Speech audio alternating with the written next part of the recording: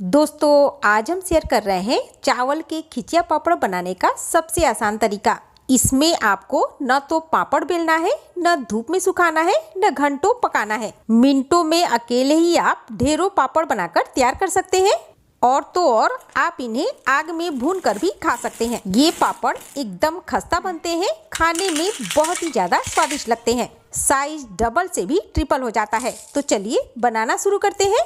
इसके लिए हमने यहाँ 1 कटोरी मंसूरी चावल ली है। चावल आप कोई सा भी ले सकते हैं, पर नया चावल लीजिएगा। नए चावल में स्टार्च ज़्यादा होता है तो पापड़ अच्छे बनते हैं।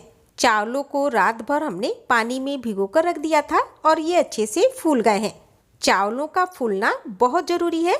समय न हो तो चावलों को 4 से 5 घंटे तो ज़रूर भिगो लीजिएगा, इससे पापड़ फूलते हैं। आज ये पापड़ हम कुकर में बना रहे हैं, तो इसके लिए कुकर लेंगे। कुकर में पानी से छानकर ये चावल डाल देंगे और अब इसमें डालेंगे पानी हम इसमें 5 कटोरी डाल रहे हैं।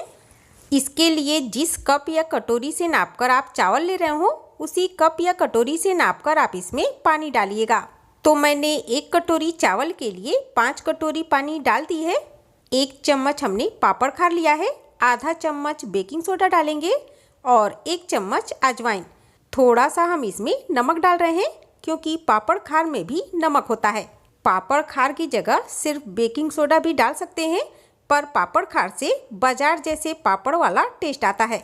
इनको मिलाने के बाद कुकर का ढक्कन लगाएंगे और कुकर में धीमी आंच पर 3 व्हिसिल आने तक पका लेंगे।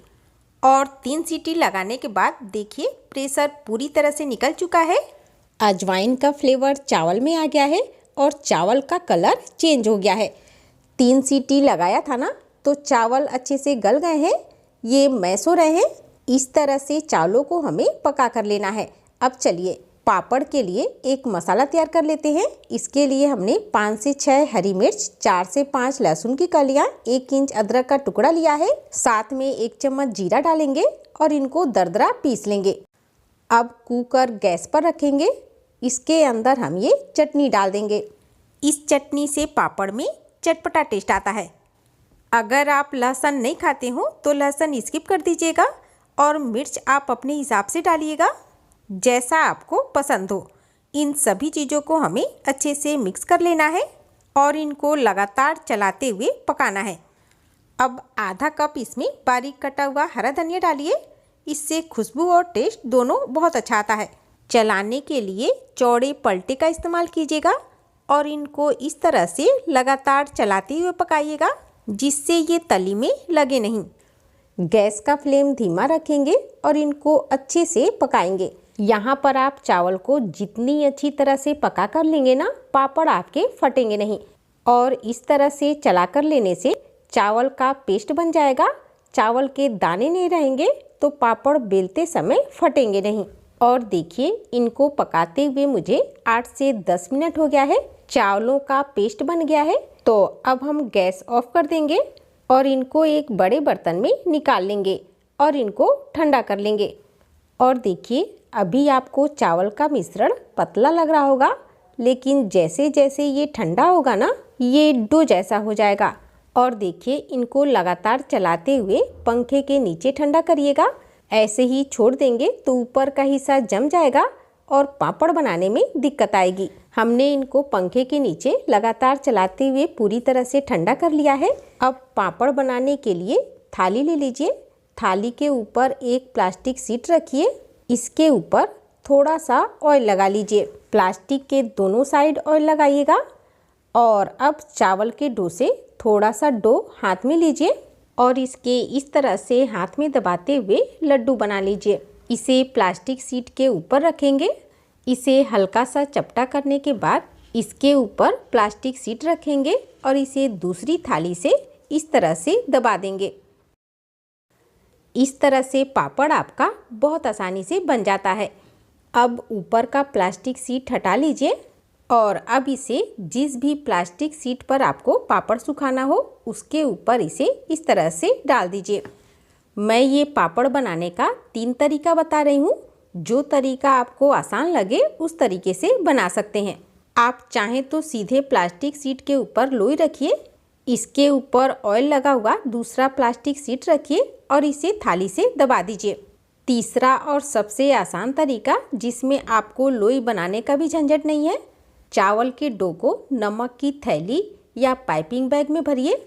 इसके पहले छोटे छोटे बॉल बनाइए, इसके ऊपर प्लास्टिक शीट रखिए और इसे चकले या थाली से दबा दीजिए। ये पापड़ बनाना बहुत आसान है। आप ये पापड़ अकेले भी बना सकते हैं। बस चावल के डो को अच्छे से ठंडा कर लीजिएगा, उसके बाद पापड़ बनाइएगा। पापड़ बनाने में कोई दिक्कत नहीं आएगी। इन पापड़ों को आप पंखे के नीचे भी सुखा सकते हैं।